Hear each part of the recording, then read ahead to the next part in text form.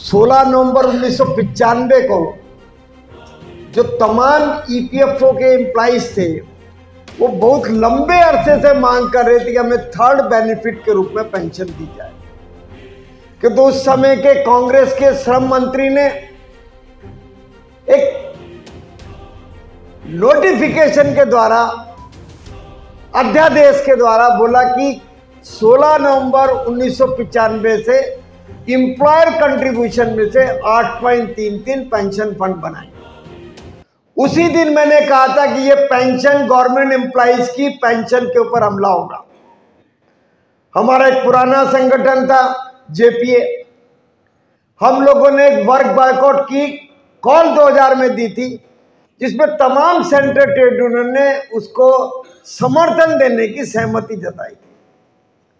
तो साइन करने के लिए मैं और राकेश जी उमरामल पुरोहित जी के पास गए, वो जेसीएम के सेक्रेटरी थे। उन्होंने शुरुआत की, बोले क्लर्क स्टेनो करता क्या है? राकेश जी क्लर्क थे, मुझे जूता मारने लगे नीचे से, है ना, पैर में। बोले यार किस नेता के पास आ गया, तेरे को और कोई नेता नहीं मिला? मैं कही और काम की बात बताएंगे। थोड़ी देर में बोले कि रेलवे का सारा बजट पेंशनों पे खर्च हो जाता है, सरकार पेंशन कहां से देगी? तो मैंने कहा पेंशन पर हमला जो हम 95 से उम्मीद कर रहे थे आने वाला है। 2002 में सरकार ने हाई कमीशन कमेटी बजट में अनाउंस करके 3 महीने के अंदर हाई कमेटी पेंशन के बोझ को कैसे कम किया जाए उसके ऊपर अपनी रिकमेंडेशन दी। तो सरकार ने नया फार्मूला लाई कि अभी एक सरकार बोलती है, बोलो सब मरोगे तो जलाना पड़ेगा, आपको घसीट के तो लेके नहीं जाएंगे, आपको टिकटिकी चाहिए, वहां जलाने के लिए लकड़ी चाहिए, तमाम चीज चाहिए, तो वो पैसे सरकार के पास जमा करो। रिटायरमेंट के बाद पेंशन चाहिए, वो पैसा जमा करो, उससे सरकार जुआ खेलेगी। अगर जुए में हार गए तो तुम्हें वो ना टिकटिकी मिलने वाली, लकड़ी नहीं मिलने वाली। ये है एनपीएस स्कीम। वहां से शुरू किया, हमने विरोध किया।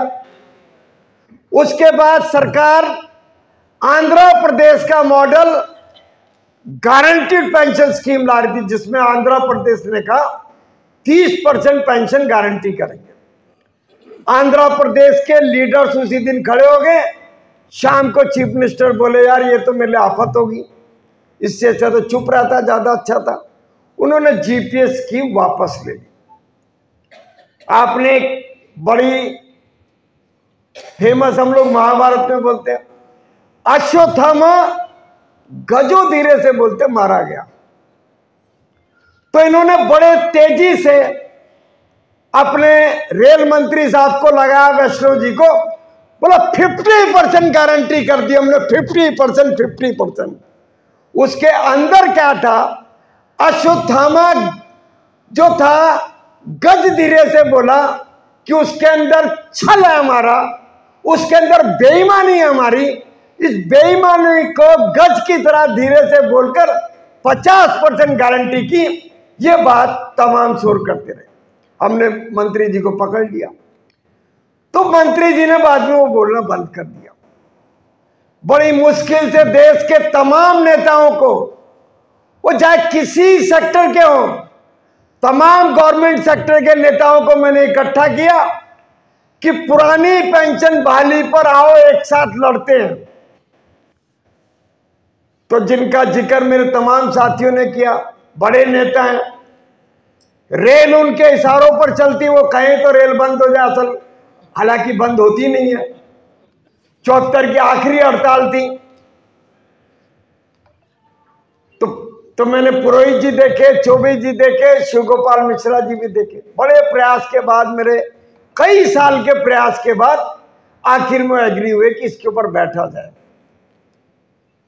मीटिंग हुई, मीटिंग में तय हुआ कि सिंगल सूत्रीय मांग पर पुरानी पेंशन बहाल पर हम सतत आंदोलन करेंगे और सरकार को इस बार पटक नहीं देंगे, क्योंकि 24 से पहले चुनाव। हमने कहा 2 साल लेते हैं, तो उन्होंने कहा ठीक है, मीटिंग में तय हो गया।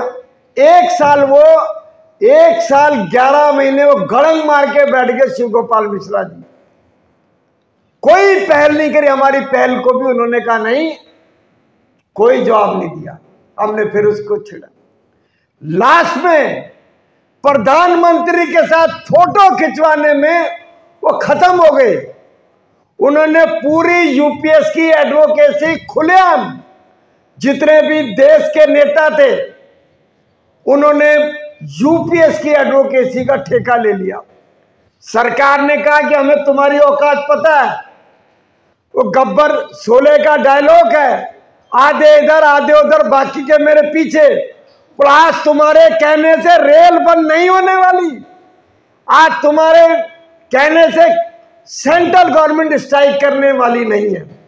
उन्होंने कहा तुम जो खामाखा नेता बने हो बिना एम्प्लॉइज के, तुम्हारी नेतागिरी हम निकाल देंगे अगर तुमने जनता के बीच में, एम्प्लॉइज के बीच में ये नहीं कहा कि यूपीएस अच्छी है। उन्होंने शुरू कर दिया।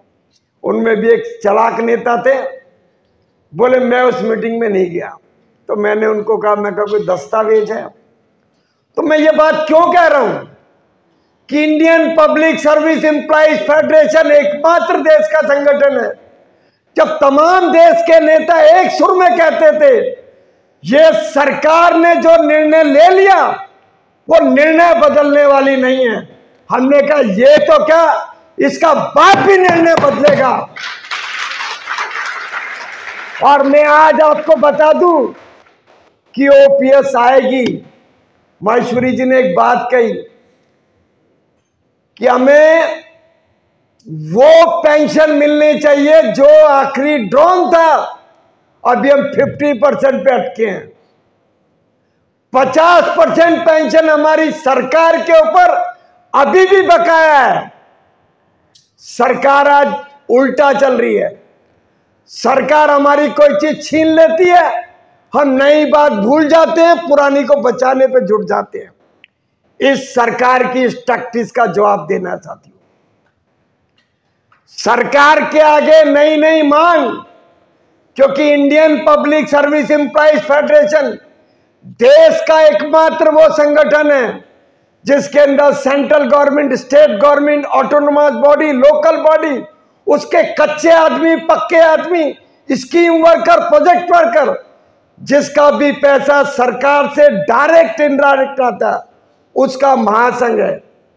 आज Indian public service employees federation किसी ना किसी रूप में देश के हर कोने में काम कर रहा है। वो दिन दूर नहीं, मैं एक बात बोलता हूं कि चीफ जस्टिस ऑफ इंडिया अगर बोले कि प्रेमचंद को फांसी देनी है, फांसी का ऑर्डर भी हमारा गवर्नमेंट एम्प्लॉइज देने जाएगा।